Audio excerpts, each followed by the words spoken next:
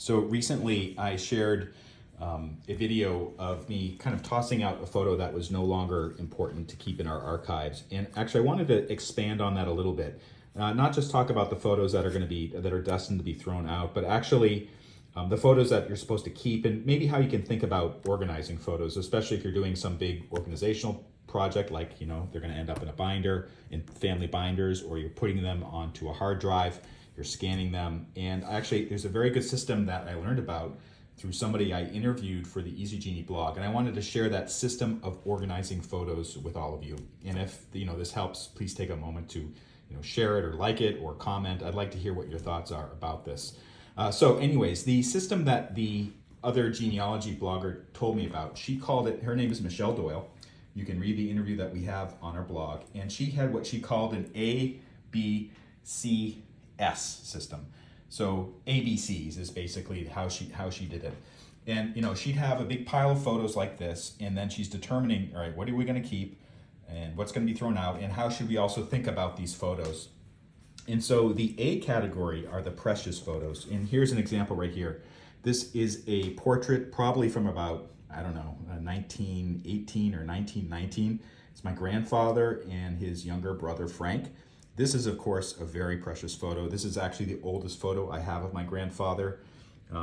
He's looking very cute and dapper. It also shows that I think, their mother, loved them, adored them, and wanted to make a very special photo to share with relatives or put on the mantle or something like that. So this is a photo that we definitely want to keep. These B category are photos that tell the story, and I also, said brings details. So whereas A is like precious, you absolutely want to keep that, A. B is just bringing details that help to tell the story of somebody. This is my grandmother, and you can see her, she looks like she's pretty young here. I'd say she's probably about 13 or 14 at this time. She's standing on the running board of their car. I'm assuming it's the family car. And that's a pretty cool photo that kind of tells her story. This is something that we want to keep in the B category. It's not the best photo I have of her, but it's still a pretty important photo for telling a story. Now, the C photos, these are the ones that get tossed out. And basically they can be dupes, they can be some sort of problem with the photo itself. You can see this one was developed in a weird way, half of it's missing. It actually looks like it's just a picture of fish hanging up on a dock, so that's not really that important.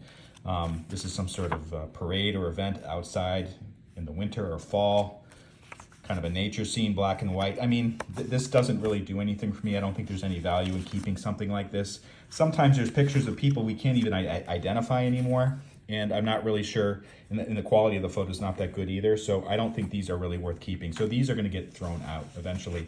And then finally, the S category is a special. So these are photos that maybe it's the only photo you have of that person at a certain point of time, even if they're not, particularly close. So this is a distant cousin of mine with my aunt. So this is something that's kind of special. I don't think I have any other photo that's as good of my distant cousin, so I want to keep that.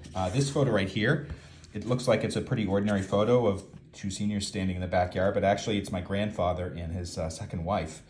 And this is the only photo I have of them together. So I want to keep something like that as well. But anyways, that's the system that we have, the ABCs system. So precious, tells a story, you can throw it out, you can can them, and then special photos. If you want to read the blog post, the interview with Michelle Doyle, she's the one that came up with the system, go to easygenie.org and click on blog, and you can learn more about that. And also, if you have any ideas about the tactics and the strategies you use for organizing photos, please share them right here.